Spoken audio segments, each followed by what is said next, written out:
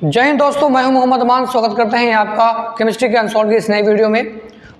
हमने जो है 2 वीडियो इसके बना करके अपलोड कर दिए हैं, जहां पर हम लोगों ने कुछ बहुत क्वेश्चन किए हैं और आज उसके आगे के कुछ क्वेश्चन देखने वाले हैं। जो बच्चे जो होंगे उनको देखते हैं और ये भी देखेंगे कहाँ तक हो पाते हैं। जहाँ तक हो पाएंगे वहाँ तक करवा देंगे, वरना फिर हम लोग अगली वाली वीडियो में और सीख लेंगे। ठीक है, तो चलो फिर शुरू करने से पहले देखो एक बात ये है कि चैनल को देखिए क्या कीजिए, सब्सक्राइब कीजिए, वीडियो को लाइक कीजिए और लोगों तक क्या कीजिए, शेयर कीजिए, अपने दोस्तों में जरूर शेयर करें। ठीक है, चलो शुरू करते हैं हम लोग अपने जो है आगे क्वेश्चन को। तो यहाँ पर हम देखें तो देखो जो है खा नंबर, देखो जो क्वेश्चन नंबर 4 था, 4 के हमने खा नंबर करवा दिए थे, बचा कौन था, ग नंबर। उसको आज हम देख लेते हैं। ठीक, देखिए कि प्रथम कोटि की अभिक्रिया से आप क्या समझते हैं। एक प्रथम कोटि की अभिक्रिया के लिए प्रारंभिक सांद्रता 0.6 मोल पर लीटर से 0.4 मोल पर लीटर होने में 5 मिनट का समय लगता है। तो प्रारंभिक सांद्रता को 0.3 मोल पर लीटर होने में कितना समय लगेगा। ठीक है, तो अब देखो इसको करते हैं। तो समझते हैं पहले कि प्रथम कोटि की अभिक्रिया क्या है। उसने कहा कि प्रथम कोटि की अभिक्रिया से आप क्या समझते हैं, तो बताएंगे कि प्रथम कोटि की अभिक्रिया क्या होती है कि जिसमें, मैं थोड़ा शॉर्ट लिख रहा हूं कि जिस अभिक्रिया में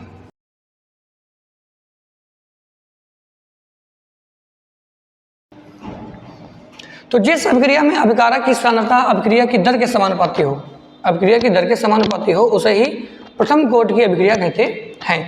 तो कहने का मतलब क्या हुआ है, कहने का मतलब ये होता है कि जिस ऐसी रासायनिक अभिक्रिया जिसमें जो अभिक्रिया की दर है, अभिक्रिया की दर जो है वो क्या हो, समानुपाती उसकी किसकी हो, अभिकारक की सांद्रता की हो। मतलब कि जो अभिकारक की सांद्रता है उसकी घात कितनी हो, 1 होनी चाहिए। या फिर देखो दूसरे शब्दों में बोले तो इसी परिभाषा को हम लोग क्या बोल सकते हैं कि जिस रासायनिक अभिक्रिया की कोटि 1 होती है उसे प्रथम कोटि की अभिक्रिया कहते हैं।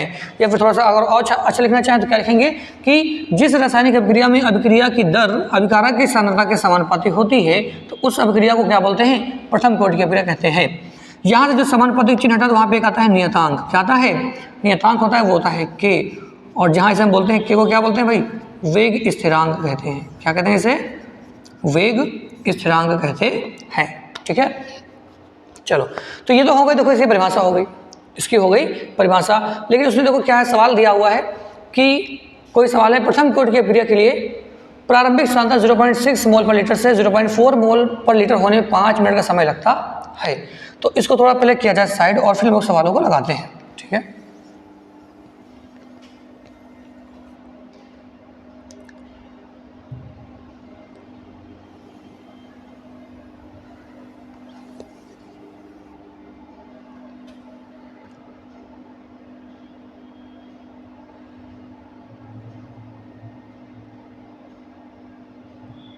चलो देखो अब इस सवाल में देखो तो क्या लिखा है, प्रारंभिक सांद्रता। देखिए प्रारंभिक सांद्रता हमको दी गई 0.6, तो ए बराबर दिया गया 0.6 मोल पर लीटर। ठीक है, और फिर दिया गया है 0.4, यानी कि जो है जो सांद्रता क्या लास्ट वाली कितनी है, 0.4 मोल पर लीटर होने में 5 मिनट का समय लगता है। तो जो टाइम लगता है वो कितना लगता है भाई, 5 मिनट का समय लगता है। ठीक है, तो कह रहे हैं कि प्रारंभिक, बाकी उसके बाद देखेंगे। उसने कहा प्रारंभिक सांद्रता को 0.3 मोल पर लीटर होने में कितना समय लगेगा। अब देखिए ये जो अभिक्रिया वो है प्रथम कोटि की अभिक्रिया है। तो प्रथम कोटि की अभिक्रिया के लिए जो फार्मूला होता है वो क्या होता है, के बराबर 2.303 लॉग ए अपॉन ए माइनस एक्स, और नीचे क्या होता है, समय होता है। तो यहाँ से सॉल्व करेंगे इसको, तो पहले निकालेंगे के की वैल्यू। तो के बराबर कितना हो जाएगा, 2.303 लॉग ए की वैल्यू कितनी है, लॉग ए का मान देखो कितना दिया गया, 0.6 दिया गया है। और फिर देखो ए माइनस एक्स, ए माइनस एक्स का मतलब ये होता है कि जो सांद्रता यहाँ पर रखी जाएगी वो बची हुई सांद्रता होगी। प्रारंभिक सांद्रता इतनी थी, प्रारंभिक सांद्रता इतनी होगी थी और इतनी क्या हो गई, वो खत्म हो गई, तो बचेगी कितनी। तो देखो 0.6 में 0.4 को माइनस करेंगे तो बचेगा 0.2 बच जाएगा। और नीचे क्या हो जाएगा, समय कितना था देखो 5, यहाँ पे 5 सॉल्व करेंगे, 5 से 5 हटा दो, 2 1 2 2 3 कितना हो गया, 6 हो गया। सही लिखा हुआ है। अच्छा एक सेकंड थोड़ा सा रुक जाओ। उसने बोला कि 0.4 मोल पर लीटर होने में कितना समय लगेगा। अरे रुको, तो उसने होने में दिया, इसका मतलब ये होता है कि ए माइनस एक्स की वैल्यू दी गई है हमें, मतलब बची हुई सांद्रता हमको दी गई है, तो 0.4 हो जाएगा ना यहाँ पे। चलो इसको थोड़ा सही कर लेते हैं। ये हो गया कितना 0.6 और नीचे हो गया 0.4। अब सॉल्व करेंगे तो हटाएंगे यहाँ से, 2 कितना 2 3 अच्छे हो गए, 2 दिन कितना हो गया 4 हो जाएगा। तो फिर के बराबर हो जाएगा ये 2.303 लॉग, इसमें क्या करोगे लॉग m बटा log n, log m minus log n कर देंगे तो हो जाएगा ये लॉग 3 हो जाएगा, इधर से लॉग 3 और फिर लिखेंगे माइनस में लॉग 2 कर देंगे, ठीक। और नीचे कितना रहेगा, नीचे रहेगा 5 रहेगा। तो लॉग 3 की वैल्यू क्या होती है सभी लोगों को पता होनी चाहिए, तो जिसको नहीं पता हो याद कर ले। लॉग 3 की जो वैल्यू होती है वो होती है 0.4771, ठीक है। तो आगे देखो क्या होता है इसके आगे का सवाल, तो यही कर दे रहा हूँ, यहाँ समझ जाना, ठीक है। यहाँ पे लिख दे रहा हूँ मैं इसको, तो के बराबर में आ जाएगा ये 2.303, अंदर देखो क्या बचेगा। लॉग 3 की वैल्यू होती है 0.4771 माइनस, और जो लॉग 2 की वैल्यू होती है वो होती है 0.3010, और नीचे कितना होगा, नीचे लिखा होगा 5, ठीक। तो अब क्या करना है, इसमें से इसको घटाना है, 0.477 में से इसको क्या करना है माइनस करना। तो देखो स्लाइड में अगर माइनस हम लोग करें तो कितना होगा 0.4771 एंड माइनस करना है हमको 0.3010, तो 0 7 में से गया 1 6 बचेगा, फिर यहाँ बचेगा 7, फिर यहाँ बचेगा 1, तो कितना हो जाएगा ये 0.176। तो k इज इक्वल टू हो गया 2.303 और ये जाएगा 0.1760 और नीचे कितना हो जाएगा 5 हो जाएगा, ठीक। तो अपनी सुविधा के अनुसार देखो ये जो इतनी बड़ी वैल्यू लिखी हुई इसको हम थोड़ा सा शॉर्ट भी कर सकते हैं। शॉर्ट कैसे कर लेंगे, ये जो लिखा हुआ है k इज इक्वल टू 2.303, इसको हम कर लेते हैं 0.18 कर लेते हैं, 0.18। देखो अगर हमको बाद के अंक को हटाना है तो क्या करते हैं, अगर वो 5 है या फिर 5 से बड़ा अंक है तो उसके पहले वाले में 1 हम जोड़ देते हैं, ठीक है। तो वही हमने किया, नीचे कितना लिखा रहेगा 5 लिखा रहेगा। तो 28 को करोगे मल्टीप्लाई कितना आएगा, 18 3 54, हासिल आ गए 5, फिर 18 54 हासिल आ गए 5, 18 36 36 और 5 41 हो गया, और नीचे कितना लिखा हुआ है 5 लिखा हुआ है। देखो 3 अंक बाद यहाँ पर है, 2 अंक बाद यहाँ पे, 3 2 5 यानी कि 5 अंक बाद क्या लग जाएगा, पॉइंट लग जाएगा, और डिवाइड करेंगे इसको तो k की वैल्यू कितनी आ जाएगी, k बराबर आ गया 0.08 सेकेंड इनवर्स, ठीक। सेकेंड में मिनट में दिया होता है, यहाँ पे लिखोगे मिनट इनवर्स, क्योंकि समय किसमें दिया गया है, मिनट में दिया गया है। तो ये k की वैल्यू आ गई 0.08 आ गई। लेकिन उसने क्या पूछा, उसने बाद में पूछा हुआ है कि प्रारंभिक सांद्रता को 0.3 मोल पर लीटर होने में कितना समय लगेगा। तो इस बार समय पूछा है कि जब उसकी सांद्रता कितनी हो जाए 0.3 मोल पर लीटर हो जाए। तो अब देखो क्या होगा इसका आगे, हमारे पास जो k की वैल्यू निकल के आई है वो है कितनी 0.08, और जो प्रारंभिक सांद्रता थी वो कितनी थी 0.6 थी, और जो कह रहा बाद में कितनी बचे, तो कह रहा कि वो बाद में 0.3 बचे। तब बताइए समय कितना लगेगा उसको।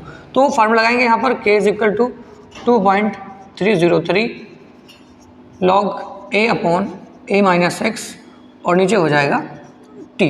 तो हमें इस बार समय निकालना है, तो k की वैल्यू कितनी होगी 0.08, और फिर होगी लिखे तो 2.303, यहाँ लिखेंगे लॉग a की वैल्यू कितनी है 0.6 है, और a माइनस x कितना है 0.3 है, हटाएंगे इसको तो 3 जो कितना हो गया 6 हो गया, और नीचे कितना लिखा हुआ तो t लिखा हुआ है। तो इधर से निकालेंगे t की वैल्यू तो हो जाएगा 2.303 इंटू यहाँ से हो जाएगा कितना log 2, और नीचे हो गया 0.08, ठीक। तो अब इसको आगे सॉल्व कर लेंगे तो कितना आ जाएगा, log 2 की वैल्यू रखते हैं कितना आएगा, यहाँ से देखो 2.303 0.3010, और नीचे हो गया 0.08 हो जाएगा। तो इसको हम सॉल्व करते हैं, तो सॉल्व करने के बाद जो भी है इसको देखो मल्टीप्लाई करके देख लेना, जो आ जाए इसका आंसर बन जाएगा, ठीक है। जो भी आ जाए उसका समय वो अपना यहाँ से निकल के आ जाएगा, ठीक है। कैलकुलेट कर लेना इसका क्या बनता है। और देखो मैं यहाँ पर एक बात और लिखवा दे रहा हूँ कि log 2 जो बेस में 10 होता है, और log 3 अगर बेस में 10 हो तो इनकी वैल्यू कितनी होती है 0.3010, और इसकी होती है 0.4771 होती है। तो इनको नोट कर लीजिएगा, फिर हम लोग देखेंगे आगे। तो देखो एक बार फिर से देख लो क्या लिखा हुआ है यहाँ पर। प्रथम कोटि की अभिक्रिया की परिभाषा होती क्या है कि जिस अभिक्रिया में अभिकारक की सांद्रता क्या है अभिक्रिया की दर के समानुपाती होती है, इसे बोलते हैं प्रथम कोटि की अभिक्रिया बोलते हैं। और जो सवाल था वो देखो यहाँ पर सवाल लगा हुआ है, यहाँ तक देखो पहले निकाला k का मान, जब k का मान निकाल लिया तो फिर हमको समय निकालना, समय निकालेंगे हम लोग, ठीक। हम लोग क्या होने वाला है, ये पूरा हो गया। अगला क्वेश्चन देखते हैं क्या है। तो इस क्वेश्चन में क्या लिखा है कि कारण सहित स्पष्ट कीजिए कि Fe+3 अपचायक Fe+3 नहीं, यहाँ पे Fe+2 होना चाहिए। यहाँ पे थोड़ा सा करेक्शन कर लेंगे, Fe+3 नहीं, यहाँ पे Fe+2 है, ठीक है। कारण से स्पष्ट कीजिए कि Fe+2 अपचायक है जबकि Mn+2 एक आक्सीकारक है। ये चीज़ हमें मतलब बताना है कि ऐसा क्यों होता है कि जो ये Fe+2 है, Fe+2 ये क्या होता है, ये होता है अपचायक। ये क्या होता है, अपचायक होता है। और जो Mn+2 है वो होता है आक्सीकारक। ऐसा क्यों, ये होता है भैया आक्सीकारक। ऐसा क्यों होता है? देखो ऐसा क्यों होता है, ऐसा इसलिए होता है कि एक होता है स्थायी और एक होता है अस्थायी। तो इसी वजह से देखो ऐसा सबको होता है। तो ये हमें कैसे पता चलेगा कौन स्थायी और कौन अस्थायी? तो अगर हम Fe+2 का इलेक्ट्रॉनिक विन्यास करें तो वो कितना आता है, वो आता है 1s2 2s2 2p6, फिर कितना आएगा 3s2, फिर 3p6, 4s2 और फिर होगा 3d6 होता है। कितना होता है 3d6। लेकिन देखो यहाँ पर से क्या है, +2 चार्ज लगा। इसका मतलब क्या होता है, इसके पास से 2 इलेक्ट्रॉन चले गए हैं और जो 2 इलेक्ट्रॉन जाएंगे तो वो किसके बाहरी वाली कोर से जाएंगे, मतलब यहाँ पे जाएंगे। ठीक, अब देखो यहाँ पर देखें Mn का, तो इसका भी कुछ ऐसा ही सीन होता है। तो यहाँ लिखेंगे 1s2 2s2 फिर 2p6 3s2 3p6 फिर 4s0 और फिर हो जाएगा 3d5 हो जाएगा। ठीक, तो अब देखो दोनों ही डी ब्लॉक एलिमेंट्स हैं, दोनों ही डी ब्लॉक के तत्व होते हैं क्योंकि इनका जो अंतिम इलेक्ट्रॉन होता है वो डी उपकोष में प्रवेश करता है। लेकिन अगर हम ये देखें कि इसकी अगर मैं बात करूं तो ये जो चीज़ है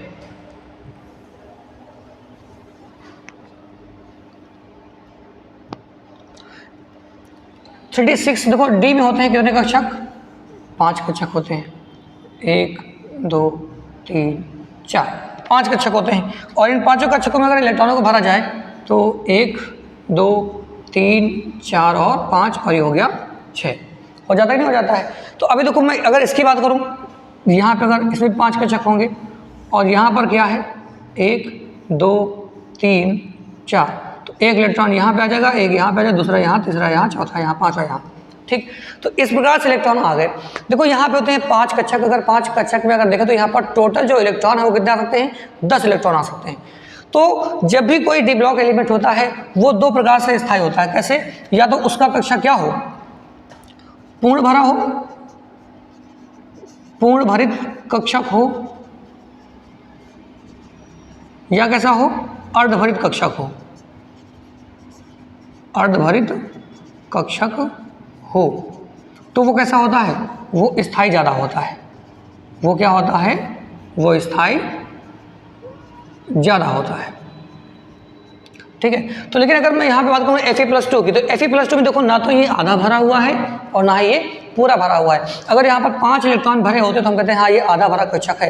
लेकिन देखो यहाँ पर इलेक्ट्रॉन है कितने, 6 है। कितने इलेक्ट्रॉन हो गए, 6। तो इस वजह से ये अर्धभरित कक्षक नहीं होगा। और देखो जाके हम यहाँ बात करें Mn की, मैग्नीज की बात करें, तो यहाँ पर देखो ये 1 इलेक्ट्रॉन यहाँ, 1 इलेक्ट्रॉन यहाँ, ऐसे करते करते कहाँ तक, 5 में 1 इलेक्ट्रॉन भरे हुए हैं। और हम ये कह सकते हैं कि ये कैसा है, ये अर्धभरित कक्षक है। कैसा है ये जो है अर्धभरित कक्षक है, ये अर्धभरित कक्षक है। तो जिसके कारण ये अधिक स्थायी होता है और ये क्या होता है, कम स्थायी होता है। अतः यही कारण होता है कि Mn+2 एक आक्सीकारक होता है जबकि Fe+2 ऐसा होता है, यह जो है अपचायक होता है और ये आक्सीकारक होता है। ठीक है, चलो उसके बाद देखो अगला क्वेश्चन क्या लिखा हुआ है। स्कैंडियम जिसका परमाणु क्रमांक 21 होता है एक संक्रमण तत्व है किंतु जिंक नहीं है, क्यों? देखो संक्रमण तत्व का मतलब क्या होता है, संक्रमण तत्व कौन से होते हैं पहले ये समझते हैं। संक्रमण तत्व कौन से होते हैं? तो संक्रमण तत्व वे तत्व होते हैं जिनमें जो है जिनका मतलब डी ब्लॉक एलिमेंट्स होते हैं। कौन से होते हैं? डी ब्लॉक के एलिमेंट्स होते हैं, डी ब्लॉक के तत्व होते हैं। लेकिन यहाँ पर एक चीज़ याद रखेंगे कि जिनका इलेक्ट्रॉनिक विन्यास या फिर जिनका डी कक्षक, जिनका डी कक्षक पूर्ण भरित होता है, पूर्ण भरित होता है, वह संक्रमण तत्व नहीं होता है, वह संक्रमण तत्व नहीं होता है। ठीक है, तो जिनका डी कक्षक पूर्ण भरित होता है उनका संक्रमण तत्व नहीं, वो संक्रमण तत्व नहीं होता है, उसे संक्रमण तत्व नहीं कहते हैं हम लोग। लेकिन देखो अगर मैं बात करूं स्कैंडियम की, तो स्कैंडियम देखो क्या होगा, स्कैंडियम का जो परमाणु क्रमांक कितना होता है, 21 होता है। कितना होता है, 21। अगर हम लोग इसका इलेक्ट्रॉनिक विन्यास करेंगे तो 1s2 2s2 और फिर क्या आएगा 2p6, फिर कितना होगा 3s2 और फिर 3p6 4s2 और फिर हो जाएगा 3d1। तो देखो इसका जो इलेक्ट्रॉनिक विन्यास होता है वो कुछ इस प्रकार से होता है। लेकिन वहीं पर अगर मैं जिंक का इलेक्ट्रॉनिक विन्यास करूं तो जिंक का देखो कितना होता है, परमाणु क्रमांक 30 होता है। ये हो जाएगा 1s2 2s2 2p6 3s2 3p6 फिर हो गया ये 4s2 और फिर हो जाएगा 3d10। हम क्या देखते हैं कि यहाँ पर ये जो डी कक्षक है ये पूरी तरह से इसमें 10 इलेक्ट्रॉन भरे हुए हैं। इलेक्ट्रॉन पूरी तरह से क्या है, इसमें 10 इलेक्ट्रॉन भरे हुए हैं और इसमें क्या है, इसमें पूरी तरह से इलेक्ट्रॉन भरे हुए नहीं है। तो अतः हम ये कह सकते हैं, अतः हम ये कहेंगे कि भैया देखो इसके जो इलेक्ट्रॉन है वो पूरी तरह से डी कक्षक में भरे हुए हैं, लेकिन इसमें पूरी तरह से भरे हुए नहीं है। तो ये कैसा होगा, ये संक्रमण तत्व नहीं कहलाएगा, ये संक्रमण नहीं होगा और क्या होगा, संक्रमण तत्व हो जाएगा। तो इसका आंसर क्या होगा, इसका आंसर ये होगा कि जिनका डी उपकोष पूरी तरह से भरा होता है वो संक्रमण तत्व नहीं होते हैं और जिनका उपकोष पूरी तरह से भरा नहीं होता है वो संक्रमण तत्व हो जाते हैं।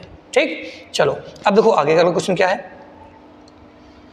अगला क्वेश्चन लिखा है कि संक्रमण धातुएं तथा उनके यौगिक उत्तम उत्प्रेरक कार्य करते हैं, समझाइए क्यों करते हैं। तो समझाते हैं भाई क्यों करते हैं। देखो क्या लिखा हुआ है, लिखा है कि संक्रमण धातुएं तथा इनके यौगिक उत्प्रेरकीय सक्रियता के लिए जाने जाते हैं। मतलब क्या होता है कि जो संक्रमण धातुएं होती हैं और इनके जो भी यौगिक बनते हैं संक्रमण धातुओं से, वो सबके सब उत्प्रेरकीय सक्रियता, मतलब ये ऐसे काम करते हैं, ये उत्प्रेरक की तरह कार्य करते हैं। ये अभिक्रिया को क्या कर देते हैं, उसकी स्पीड को बढ़ा देते हैं। तो ये उत्प्रेरक की तरह कार्य करते हैं और संक्रमण धातुओं का यही गुण उनकी परिवर्तनशील संयोजकता एवं संकुल यौगिकों के कारण बनने के गुण के कारण होता है। मतलब कि दो कारण होते हैं इसमें, दो कारण कौन से। पहला कारण क्या होता है, पहला कारण ये होता है कि इनमें जो है परिवर्ती ऑक्सीकरण संख्या का गुण होता है, परिवर्ती ऑक्सीकरण संख्या, परिवर्ती ऑक्सीकरण संख्या। और दूसरा क्या होता है, ये संकुल यौगिक बनाने में काम आते हैं। ठीक, कैसे होते हैं, संकुल यौगिक बनाते हैं। तो जिसके कारण ये जो होते हैं कैसे होते हैं, ये अच्छे उत्प्रेरक बन जाते हैं कि ये इनकी जो ऑक्सीकरण संख्या है वो चेंज होती रहती है, चेंज होती है। जैसे कि कभी देखो ऐसे आयरन की हो गई तो आयरन की Fe+2 भी होती है, Fe+3 भी होती है, समझ रहे कि नहीं। और वैसे ही हर एक जैसे जिंक की हो गई तो जिंक की भी ऐसी होती है। तो ऐसे में देखो ये क्या है, परिवर्ती ऑक्सीकरण संख्या दर्शाते हैं, जिसके कारण ये जो है बहुत अच्छे जो है उत्प्रेरक बन जाते हैं। ठीक है, बाकी आंसर देखो यहाँ पर लिखा हुआ, उसको नोट कर लीजिएगा। अगला क्वेश्चन देखते हैं क्या है। आगे लिखा है कि 5वें का नंबर लिखा है कि कॉपर HCl में नहीं घुलता है क्यों। कॉपर HCl में नहीं घुलता है क्यों, बताइए। देखो यहाँ पे लिखा आंसर कि कॉपर जो है HCl में नहीं घुलता है क्योंकि वैद्युत रासायनिक श्रेणी में कॉपर हाइड्रोजन से नीचे होता है। हाइड्रोजन का मानक अपचयन विभव कॉपर के अपचयन विभव से कम होता है, अतः कॉपर हाइड्रोजन से क्रिया नहीं करता है। इसका क्या मतलब होता है, देखो सभी लोगों ने पढ़ी होगी, इलेक्ट्रोकेमिकल सीरीज पढ़ी होगी। और इलेक्ट्रोकेमिकल सीरीज में होता क्या है कि ये जो कॉपर है, कौन है, ये जो कॉपर है वो हाइड्रोजन से नीचे स्थित होता है, यानी कि इसका जो मानक अपचयन विभव वो क्या होता है, ज़्यादा होता है, और हाइड्रोजन का मानक अपचयन विभव क्या होता है, वो कम होता है। समझ रहा है कि नहीं। तो जिसकी वजह से ये जो कॉपर है वो इस हाइड्रोजन के साथ अभिक्रिया नहीं कर पाता, इसमें कोई पार्टिसिपेट कर ही नहीं पाता। तो इसी वजह से जो है ये कॉपर HCl में नहीं घुलता है। देखो इसका अच्छे से आंसर यहाँ पर लिखा हुआ है। नेक्स्ट लिखा है कि क्या आप जिंक के पात्र में कॉपर सल्फेट का विलयन रख सकते हैं, अगर रख सकते हैं तो फिर बताइए कारण सहित बताइए। देखो यहाँ पे लिखा है आंसर नहीं।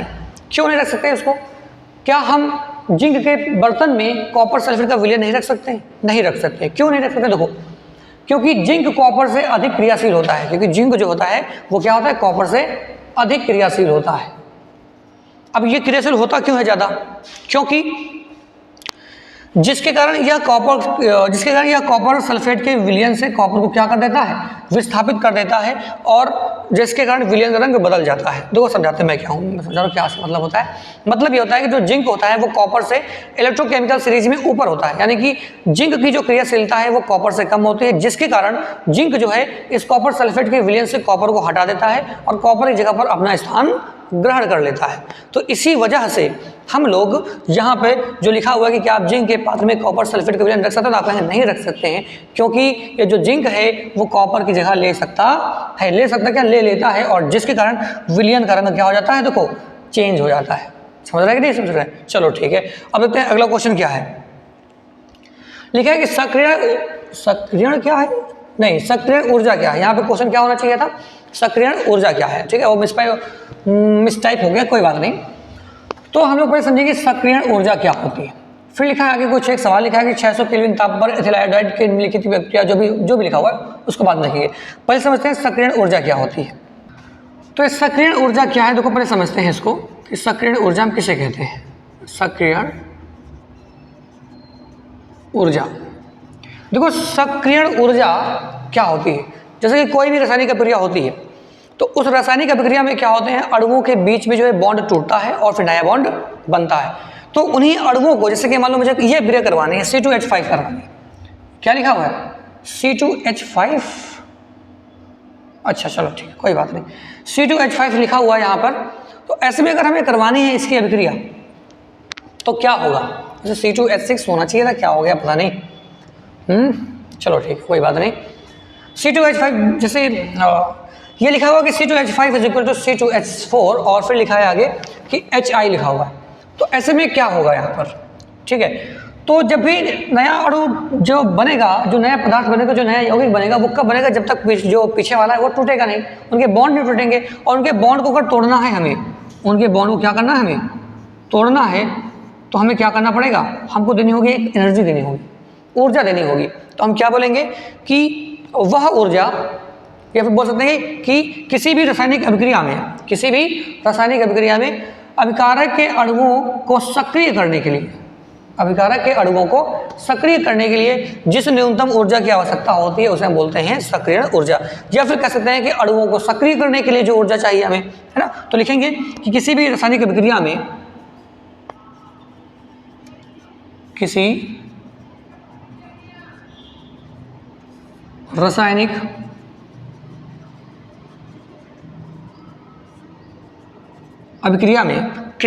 अभिक्रिया में अभिकारक के अणुओं को सक्रिय करने के लिए, अभिकारक के अणुओं को सक्रिय करने के लिए जिस ऊर्जा की आवश्यकता होती है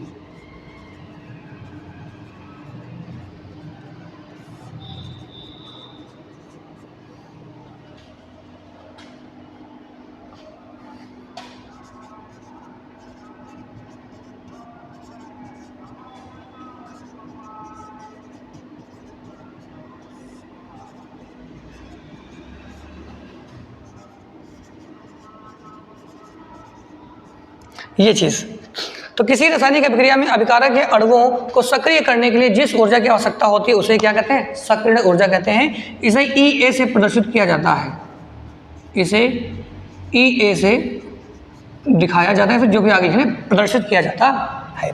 तो ये तो हो गई अपनी जो है सक्रियण ऊर्जा की परिभाषा हो गई। लेकिन उसमें देखो आगे सवाल दिया हुआ है, आगे सवाल में क्या लिखा हुआ है कि प्रथम कोटि के वेग स्थिरांक क्या दिया गया है हमारे पास, 1.60 × 5 पर सेकेंड है। चलो अच्छा, जो सवाल पहले दिया गया उसको लिख लेते हैं। 600 केल्विन ताप, तो हमें देखो T1 दिया गया, T1 बराबर है 600 केल्विन, और फिर T2 कितना दिया गया हमको, 700 केल्विन दिया गया। देखो यहाँ पर नीचे लिखा हुआ है, कहा गया, ये लिखा हुआ, ये यहाँ पे 700 केल्विन ताप, T2 भी दिया गया यहाँ पर। और फिर कहा गया कि प्रथम कोटि का वेग स्थिरांक, तो वेग स्थिरांक मतलब क्या होता है, प्रथम कोटि का वेग स्थिरांक पहला वाला दिया गया है, ये हो गया K1, क्या हो गया, ये K1 हो गया। तो 1.60 × 10⁻⁵ सेकेंड इनवर्स, तो ये देखो हो गया वेग स्थिरांक, पहला वेग स्थिरांक हो गया, ठीक है। उसके बाद सक्रियण ऊर्जा कितनी है, 209, तो EA बराबर हो गया 209 किलो जूल प्रति मोल। तो इस किलो जूल को पहले कन्वर्ट करें तो हम लोग जूल में, तो हो जाएगा 209 और आगे 000 लगा देंगे तो जूल प्रति मोल हो गई। तो ये हो गई क्या, ऊर्जा हो गई किसकी, सक्रियण ऊर्जा हो गई। उसके बाद फिर कहा गया है कि वेग स्थिरांक की गणना कीजिए। तो देखो ये जब भी सवाल ऐसा आता है तो उसका फार्मूला एक होता है log K2/K1 बराबर 2.303, नीचे होता है, और नहीं EA होता है ऊपर, एक सेकेंड, ई ए बटे में होगा 2.303 R और फिर यहाँ पे होता है T2 माइनस T1 बटे T1 T2।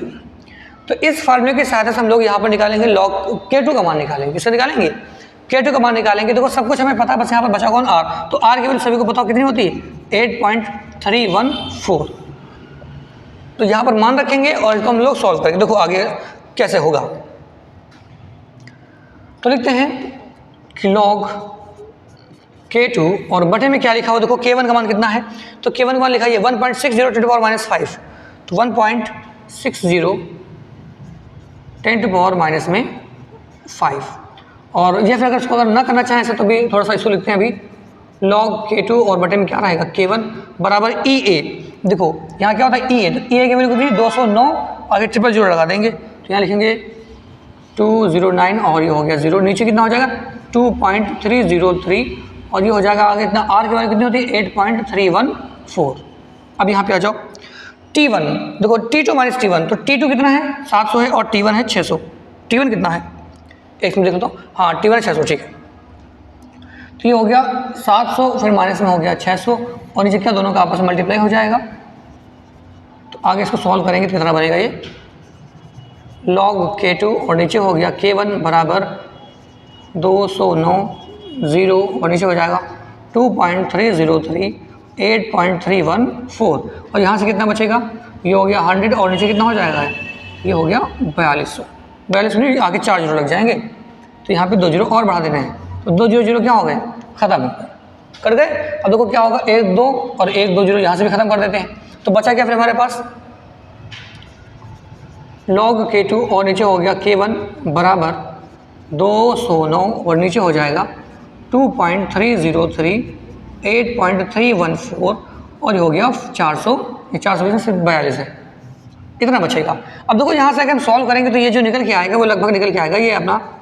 और लॉग K2 की जो वैल्यू आएगी वो आएगी माइनस कितनी आएगी? माइनस का 2.197, ठीक है। लगभग इसकी वैल्यू निकल के आएगी। अब देख लेना आगे सॉल्व करना है इसको जो है। और यहाँ से अगर इसका एंटीलॉग लेना चाहें तो इसको जो है एंटीलॉग क्या हो जाएगा? देखो मैं बता रहा हूँ, लिख लेते हैं यहाँ पे साइड में। तो माइनस 2.197 इज इक्वल टू ये हो जाएगा लॉग 6.36 10 to the power -3, ठीक है। तो इसको यहाँ पर रख के निकाल लेते हैं, सॉल्व करें तो इसको क्या हो जाएगा? लॉग K2 बराबर ये कितना हो जाएगा? Log 6.36 10 to the power -3। तुलना करते हैं लॉग से लॉग क्या हो जाएगा? हट जाएगा। तो फिर K2 की वैल्यू कितनी आ जाएगी? ये 6.36 10 to the power -3 second inverse. तो ये तुम्हारा जो आंसर हो जाएगा इसको राइट कर लो, ठीक है। फिर लोग देखते हैं आगे। एक बार यहाँ से ले लो स्क्रीनशॉट। अब देखो अगला क्वेश्चन क्या लिखा कि NiH2O होल 6 पावर 2 लगी हुई क्या विलेन हरा होता है ना था इसका जो भी होता है। इसको देखो क्या है? ये है थ्योरी VBT। कौन सी थ्योरी है? ये है VBT थ्योरी, इसे बोलते हैं संयोजकता आबंध सिद्धांत। तो ये देखो कैसे सॉल्व किया जाएगा। सबसे पहले देखो हमें क्या करना होता है, यहाँ पे ये जो चीज़ दी गई है इसने कहा कि इसका विलियन जो कैसा है? हरा है, लेकिन इसका जो विलियन है वो रंगहीन है। ऐसा क्यों है? समझाइए। तो देखो इसमें लगाएंगे पूरा हम लोग VBT थ्योरी लगाएंगे। कैसे? आइए हम लोग पढ़ते हैं पहले इसको। NiH2O होल 6 और फिर इसमें जो है लगा है +2 है। कितना हो गया? +2 हो गया। तो हमें पहले क्या चाहिए होगा? हम पहले पता करते हैं इसकी जो है समन्वय संख्या कितनी है। समन्वय संख्या, तो समन्वय संख्या कितनी हो जाएगी इसकी? 6 हो जाएगी। देखिए समन्वय संख्या का मतलब क्या होता है कि लिगेंड के द्वारा जो CMA यानी कि केंद्रीय धातु परमाणु साथ जो बॉन्ड बनाए जा रहे हैं उनकी संख्या कितनी है। जितनी बॉन्ड की संख्या होगी उसे हम क्या बोलते हैं? समन्वय संख्या कहते हैं। तो यहाँ पर देखो 6 H2O लगे हैं और जो H2O होता है वो होता है एक दंती लिगेंड होता है और एक दंती लिगेंड एक टाइम पे केवल एक ही बॉन्ड बनाता है। अतः यहाँ पर जो बॉन्ड बनेंगे वो बनेंगे कितने? 6 बॉन्ड बन जाएंगे, ठीक। चलो अब देखो इसके निकालते हैं हम लोग Ni की ऑक्सीकरण संख्या। Ni की ऑक्सीकरण संख्या तो वो कैसे निकालेंगे? देखो इस Ni के मान लो x, ठीक, और जल की होती है 0 और बराबर क्या लिखा? +2। तो जो इसकी ऑक्सीकरण संख्या कितनी हो जाएगी? +2 हो जाएगी। क्योंकि देखो H2O पे क्या होता है? 0 चार्ज होता है और बराबर क्या होगा? ऊपर चार्ज क्या लिखा? +2, तो बराबर हो जाएगा +2। तो यहाँ पर हम देखें तो जो ये निकिल है Ni+2, इसका मुझे करेंगे इलेक्ट्रॉनिक विन्यास तो कितना आएगा इलेक्ट्रॉनिक विन्यास करने से? 1s2 2s2, 2p6, 3s2, फिर 3p6, 4s2 और फिर क्या होगा 3d8 क्या कहते हैं, क्योंकि इसका जो परमाणु क्रमांक होता है वो कितना होता है 28 होता है, और 28 होने की वजह से इसका जो है लास्ट में कितना आएगा 8 आएगा। लेकिन यहाँ पर क्या देखते हैं कि इसके ऊपर +2 चार्ज है, तो 2 इलेक्ट्रॉन क्या होंगे इसके चले जाएंगे। तो जो 2 इलेक्ट्रॉन जाएंगे वो जाएंगे कहाँ से, इसकी बाहरी वाली कोष से, तो उसको हम क्या हटा देते हैं। चलो, तो यहाँ पर कितना हो जाएगा 0 हो जाएगा। तो ऐसे में हम क्या देखते हैं कि जो इसके पास कक्षक खाली कितने हो रहे हैं। अरे ये क्या हो गया, कोशिश चला गया पूरा।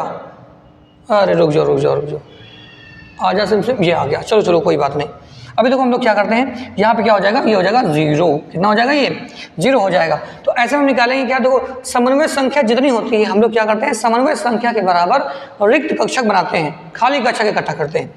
तो वैसे देखो यहाँ पर 1 तो बन जाएगा, एस के पास 1 बन गया, एस के पास। अब देखो हम डी की बात करते हैं तो डी के पास कितने कक्षक होते हैं, 5 होते हैं।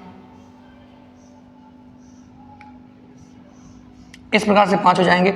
और इसके पास तो इलेक्ट्रॉन एक भी नहीं है, लेकिन यहाँ देखो 8 इलेक्ट्रॉन, तो 1 इलेक्ट्रॉन ये हो गया, दूसरा ये हो जाएगा, और तीसरा ये हो जाएगा, चौथा ये हो गया, और 5वां ये हो गया। तो 6 नंबर के इलेक्ट्रॉन यहाँ, 7वां यहाँ, 8वां यहाँ, ठीक ऐसा हो जाएगा। देखो अब ये हो गया, लेकिन यहाँ पर देखो अभी भी कोई कक्षक खाली नहीं है। और ये जो H2O है ये होता है दुर्बल लिगेंड। कैसा होता है, H2O होता है दुर्बल लिगेंड होता है, दुर्बल लिगेंड होता है। कैसा होता है, दुर्बल लिगेंड होता है, जिसकी वजह से ये इलेक्ट्रॉनों को युग्मित नहीं कर पाता। अगर ये प्रबल लिगेंड होता तो ये जो इलेक्ट्रॉन अलग अलग घूम रहे हैं इनको क्या करता है, एक ही में घुसेड़ देता। लेकिन दुर्बल लिगेंड है, इस वजह से ऐसा कुछ कर नहीं पाएगा। तो फिर हमें देखो 1 कक्षक मिला। अभी हमारे पास बचे कितने हैं, हमको भी जो है 5 और लेकर के आने हैं। तो हम यहाँ पर लेंगे 4p वाला। तो p के पास कितने होते हैं, 3 होते हैं। तो 1 2 3 हमको यहाँ से मिल जाएंगे। और फिर लेंगे हम लोग 4d का। तो d के पास कितने हो जाएंगे, 1 2 कितने हमको चाहिए होते हैं 5, लेकिन हमको कितने चाहिए, हमको चाहिए 2, हमको चाहिए होंगे सिर्फ 2 चाहिए होंगे। ठीक है, चलो। तो खैर हमारा इससे सब कोई मतलब नहीं है, हमारे पास मतलब किस चीज़ से, हमको ये बताना था कि विलेन कैसा है, हरा है तो क्यों है। अब देखो हम ये देखते हैं कि इसके पास अयुग्मित इलेक्ट्रॉन कितने हैं। इसके पास जो अयुग्मित इलेक्ट्रॉन कितने हैं, 2 हैं। अगर किसी के पास भी अयुग्मित इलेक्ट्रॉन होते हैं तो वो विलेन कैसा होता है, वो रंगीन होता है। यहाँ लिखेंगे कि चूंकि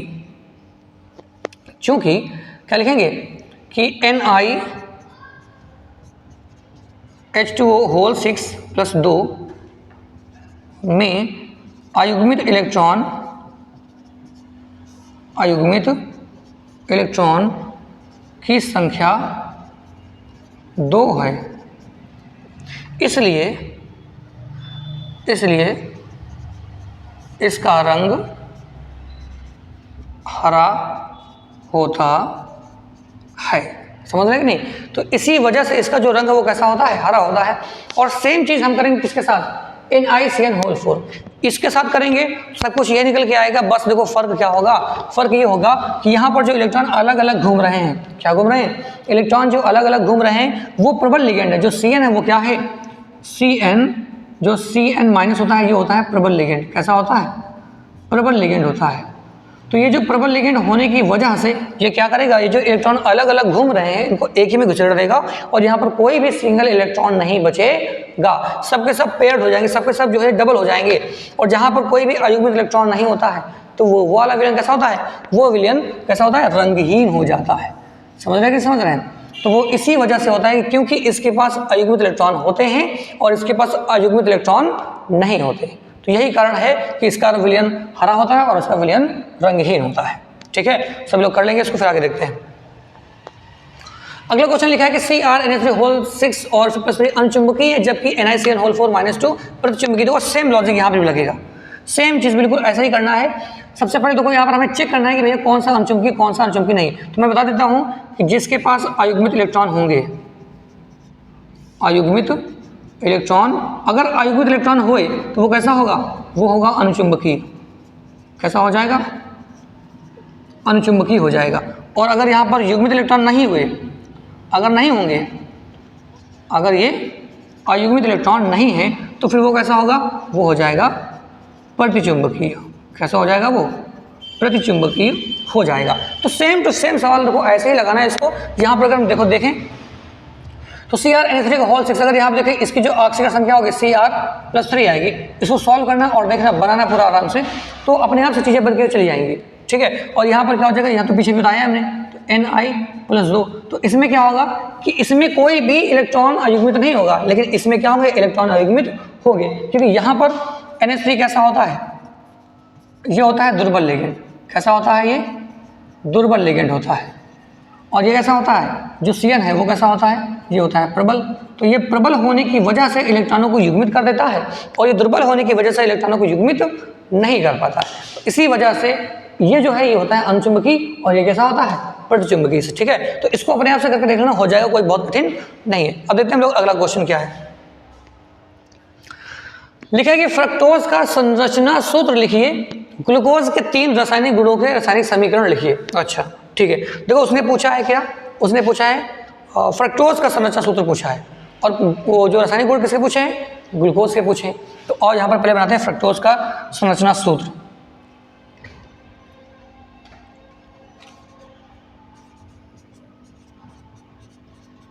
फ्रक्टोज का संरचना सूत्र, ठीक। तो देखो इसमें जो है, इसमें कीटोन समूह पाया जाता है। कौन सा पाया जाता है, इसमें कीटोन पाया जाता है, इसमें कीटोन होता है। लेकिन अगर मैं बात करूं ग्लूकोज की, तो ग्लूकोज में क्या होता है, ग्लूकोज में भैया एल्डिहाइड होता है। क्या होता है, एल्डिहाइड होता है, याद रहे बात। ग्लूकोज में कौन सा ग्रुप होता है, एल्डिहाइड होता है, ठीक। तो अब देखो इसका हम बनाएंगे संरचना सूत्र। तो कैसे बनेगा, देखो 6 कार्बन होते हैं, कितने होते हैं, 6। तो कैसे बनाएंगे, देखें ध्यान से, 1 2 3 4 5 और 6 हो जाएगा, नहीं हो जाएगा। तो अब देखो जब 6 हो गए तो यहाँ पर आएगा कीटोन। कैसा आएगा, कीटोन। तो यहाँ पर जोड़ दें डबल बॉन्ड O, और यहाँ पर क्या होगा, इधर हो जाएगा OH, और इधर हो गया H, फिर यहाँ पर OH, फिर यहाँ पर H, इधर भी OH, इधर भी H, और यहाँ पे हो जाएगा CH2, और ये हो गया OH, ठीक है। अरे CH2 नहीं हो गया, थोड़ा सा ज़्यादा हो जाएगा, क्या 2 3 4, ठीक है, सही है, CH2OH। अब देखो यहाँ की मैं बात करता हूँ, तो यहाँ पे क्या हो जाएगा, CH2OH। तो ये देखो हो गया फ्रक्टोज। ये क्या हो गया, ये फ्रक्टोज का संरचनात्मक सूत्र हो गया। उसने पूछा है ग्लूकोज के भैया 3 रासायनिक समीकरण बताइए। तो आइए देखिए, ग्लूकोज की हम लोग पहले कराएंगे, फिर किसके साथ। वैसे मैं यहाँ पे ग्लूकोज का बता दे रहा हूँ, ग्लूकोज कैसा होता है, ठीक। ग्लूकोज देख लें कैसा होता है, ग्लूकोज की संरचना। तो जो ग्लूकोज की संरचना होती है वो ऐसे होती है, C double bond O H, फिर C, यहाँ OH लगाना है, यहाँ पे H लगाना है, फिर यहाँ OH कर देना है, और फिर यहाँ पे H करना है, फिर C, और यहाँ पे OH, यहाँ पे H, फिर यहाँ पे OH, और फिर यहाँ पर H। कितने हो गए, 1 2 3 4 5, और लास्ट में क्या जोड़ दोगे, CH2OH जोड़ देना है, ठीक। ये होता है ग्लूकोज। ये क्या होता है, देखो इसमें होता है एल्डिहाइड। ये क्या है, ये है इसका एल्डिहाइड ग्रुप, और ये इसका कौन सा है, ये है इसका कीटोन समूह होता है, ठीक है। तो इसमें देखो ये होता है कि जो 3 नंबर वाला कार्बन होता है, 3 नंबर में जो कार्बन है उसमें OH लगाना है इधर, और H लगाना है इधर, और बाकी देखो इसमें क्या OH इधर, देखो यहाँ पे देखो 3 नंबर कार्बन कहाँ भी है, तो OH लगाना इधर, बाकी लगाना उधर, ठीक है। तो ये फ्रक्टोज और ये ग्लूकोज। तो हम लोग को देखना क्या है, ग्लूकोज के रासायनिक गुणों के 3 रासायनिक गुण देखने। चलो आओ देखो। तो सबसे पहले देखो क्या है, हम इसके करवाएंगे, फिर किसके साथ, इसके हम करवाते हैं हाइड्रोजन साइनाइड के साथ। किसके साथ, HCN के साथ। तो जब HCN से करवाएंगे ग्लूकोज की, तो ये होता है कुछ ऐसा, C डबल बॉन्ड O, और ये हो गया H, फिर यहाँ लिख रहा हूँ CHOH का होल 4, और ये हो जाएगा CH2OH, ठीक। देखो जब इसकी अभिक्रिया होती है HCN से, यानी कि हाइड्रोजन साइनाइड से करवाई जाती है, तो होता क्या है कि यहाँ से एक बॉन्ड टूट जाता है। एक बॉन्ड क्या होता है, टूट जाएगा। इस पे कैसा आएगा, इस पे आएगा माइनस, इस पे कैसा आएगा, कार्बन पे आएगा प्लस, और जब ये टूटता है यहाँ पे होता है H+, और ये होता है माइनस। तो प्लस वाला माइनस के पास, और माइनस वाला प्लस के पास। तो देखो O के ऊपर क्या है, माइनस है, तो H कहाँ जाएगा, उसके पास जाएगा। तो C डबल बॉन्ड नहीं, सिंगल बॉन्ड रहेगा फिर, क्योंकि एक बॉन्ड टूट जाएगा, OH हो गया। और देखो इस CN के ऊपर क्या है, -चार्ज, तो वो कहाँ आएगा, कार्बन के पास आ जाएगा। तो ये हो जाएगा CN, और ये हो जाएगा H, और यहाँ बनेगा CHOH का होल 4, और ये हो गया CH2OH। तो इसे बोलते हैं ग्लूकोज साइनोहाइड्रिन। क्या बोलते हैं इसको, ग्लूकोज साइनोहाइड्रिन।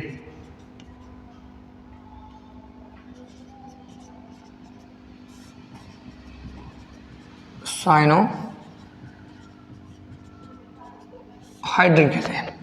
ठीक, चलो अब देखो आगे जो है, अभी तो ये तो हो गया HCN के साथ। अभी देखो हम लोग और पढ़ेंगे, दूसरा क्या है, इसको करते हैं सांद्र HNO3 के साथ। सांद्र HNO3 के साथ देखो तो सेम चीज ये होगी। देखो सांद्र HNO3 से जब करवाएंगे तो क्या होगा,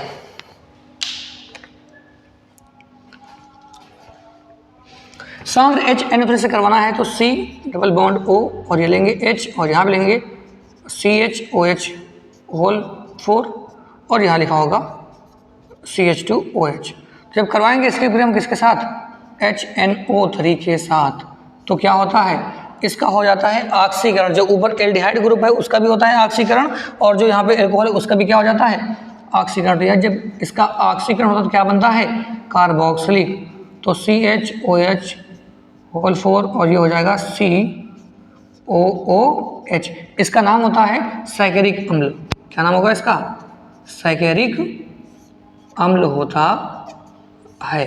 तो इन सभी चीज़ों को नोट कर लेंगे और फिर हम लोग देखते हैं आगे। देखो 2 गुण हो गए इसके, अभी 2 और एक और जानना है ना इसका। चलो तो अगला से जानते हैं इसमें क्या होगा। इसकी हम करवा देंगे प्रिय इस बार तीसरी ब्रोमीन जल के साथ। किसके साथ, ब्रोमीन जल के साथ। तो देखो उसमें क्या होगा, C डबल बॉन्ड O और ये H होता है यहाँ पे H, और फिर यहाँ पे लिखेंगे CHOH का होल 4 और फिर यहाँ पे आ जाएगा CH2OH। ठीक, तो जब करवाएंगे इसके हम करवाएंगे किससे, ब्रोमीन जल से करवाएंगे तो क्या बनेगा,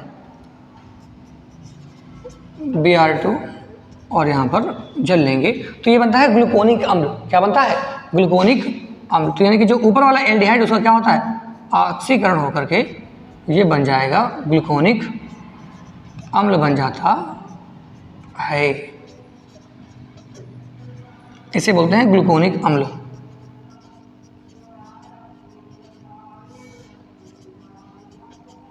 ग्लूकोनिक अम्ल हो जाता है। ठीक, चलो तो देखो ये हो गया अपना क्वेश्चन, इधर से बन गया ये पूरा।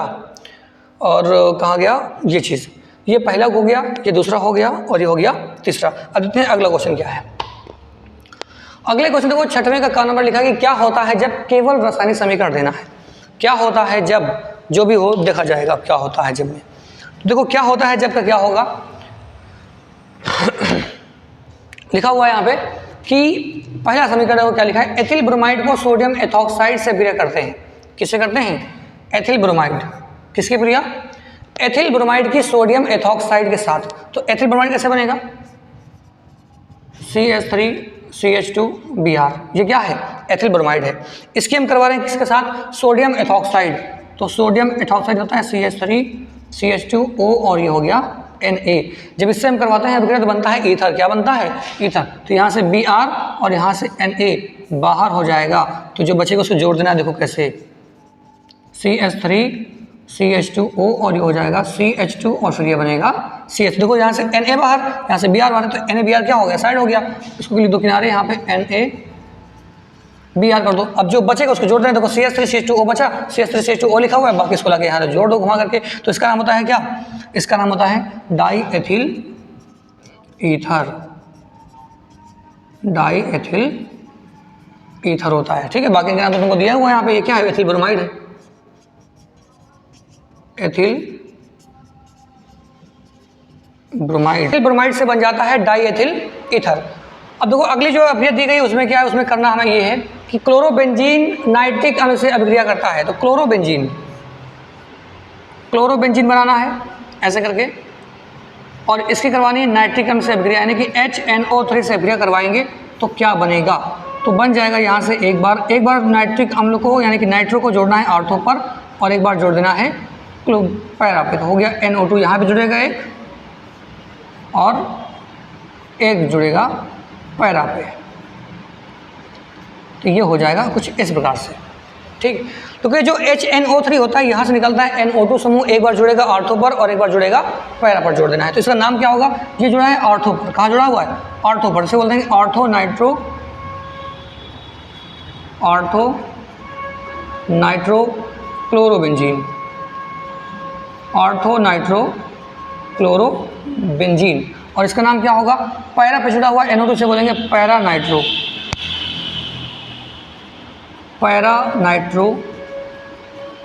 क्लोरोबेंजीन, ये चीज़ बन जाएगी। अब देखो अगली अभिक्रिया क्या लिखी हुई है कि क्लोरोबेंजीन को जलीय सोडियम हाइड्रोक्साइड के साथ 623 केल्विन तथा 300 वायुमंडलीय दाब पर गर्म करते हैं। तो इसके लिए अगला पेज देखते हैं। तो तीसरी अभिक्रिया है क्लोरोबेंजीन की। तो क्लोरोबेंजीन की हम करवाएंगे अभिक्रिया सोडियम हाइड्रोक्साइड, वो भी जलीय वाला। क्लोरोबेंजीन की अभिक्रिया हम करवाएंगे NaOH सोडियम हाइड्रोक्साइड साथ 623 केल्विन ताप पर और 300 ATM दाब पर, यानी कि वायुमंडलीय दाब पर। तो होता क्या है कि यहाँ से देखो ये NaCl बाहर हो जाएगा और OH को जगह यहाँ पर लगा दो तो ये बन जाएगा फिनॉल। तो ये बन गया फिनॉल बन जाएगा यहाँ पे। तो ये हो गया OH और यहाँ से हो जाएगा NaCl बाहर, इसका नाम होता है फिनॉल। तो फिनॉल बनाने की सबसे अच्छी विधि और सबसे आसान विधि यही होती है। क्लोरोबेंजीन की जब अभिक्रिया करवाते हैं NaOH से तो बन जाता है फिनॉल बन जाता है। उसके देखो अगली अभिक्रिया क्या दी गई है कि क्लोरोबेंजीन H2SO4 के साथ अभिक्रिया करता है, यानी कि सल्फ्यूरिक अम्ल से अभिक्रिया करता है। तो देखो इसके भी देख लो यहाँ पे क्या बनेगा, क्लोरोबेंजीन। तो क्लोरोबेंजीन तो पहले बना लो बेंजीन, और बेंजीन की बात से लगा दो यहाँ पर Cl। तो ये कर रहा है H2SO4 से, H2SO4 से अभिक्रिया करेगा तो क्या बनेगा, ये जो H2SO4 यहाँ से निकलता है सल्फोनिक अम्ल, HSO3 निकलता है, उसको क्या करना है एक बार ऑर्थो पर और एक बार पैरा पे जोड़ देना है, जैसा भी नाइट्रिक अम्ल वाला किया गया है। ये क्लोरोबेंजीन यहाँ पे जोड़ना है एक बार ऑर्थो पर और एक बार जोड़ना है पैरा पे जोड़ देना है, कुछ इस प्रकार से। ठीक, अब देखो उसके बाद अगली अभिक्रिया क्या है, एथिल क्लोराइड को जलीय के OH साथ गर्म करते हैं। तो एथिल क्लोराइड की बात करते हैं। तो एथिल क्लोराइड होता क्या है, CH3CH2Cl, इसके हम करवाएंगे KOH से अभिक्रिया, और वो भी कैसा है, ये जलीय KOH है। तो जब जलीय KOH से करवाते हैं तो बनता है एल्कोहल।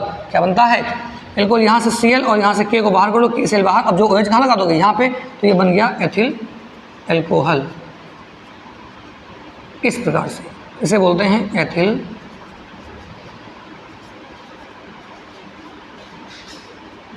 एल्कोहल। तो ये देखो सारी अभिक्रियाएं यहाँ से यहाँ तक की हो गई हैं, और छठवें का नंबर यहाँ तक मैंने सारी चीज़ों को करवा दिया है। इसके आगे अगर मैं देखूँ तो वीडियो काफ़ी लंबा हो जाएगा, तो इसके लिए क्या करते हैं, जो भी कुछ रिएक्शंस बचे हुए हैं उनको हम लोग अब पढ़ेंगे अगले वाली वीडियो में। और अगर वीडियो अच्छा लगता है तो लाइक ज़रूर कीजिए और अपने दोस्तों में शेयर ज़रूर कीजिए। ठीक है, तो मिलते हैं हम लोग अगली वाली वीडियो में। तब तक के लिए जय हिंद, जय भारत।